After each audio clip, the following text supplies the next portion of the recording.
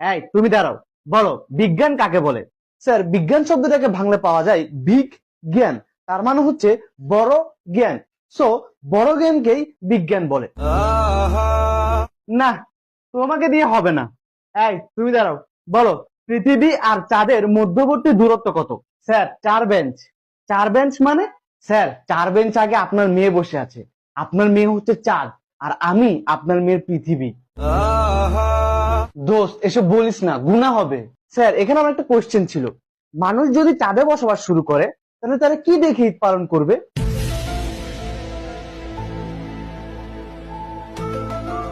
দোস্ত, ঈদ একটা পবিত্র জিনিস, এসব বলিস না, গুনাহ হবে। স্যার, এখানে আমারও একটা কোশ্চেন আছে, পৃথিবীতে থাকা মানুষরা চাঁদকে দেখিয়ে বলে ওই যে দেখো চাঁদ মামা, তার মানে পৃথিবী হচ্ছে চাঁদের বোন আর চাঁদ হচ্ছে পৃথিবীর ভাই, এ কারণেই তো তাকে মামা ডাকা হয়। তাহলে চাঁদে যদি মানুষ থাকে, তাহলে মানুষরা পৃথিবীকে দেখিয়ে কি বলবে? ওই যে দেখো পৃথিবী আন্টি। দোস্ত, এসব বলিস না, গুনাহ হবে। তো একটু আগে তুই বলছিলি স্যারের মেয়ে চাঁদ আর তুই পৃথিবী, তাহলে কি তোরা ভাই বোন?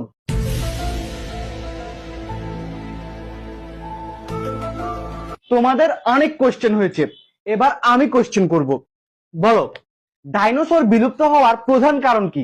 স্যার, এসব বলিয়েন না, গুনাহ হবে। এই, ওরে ধর, ওরে আল্লাহর কাছে পাঠাই।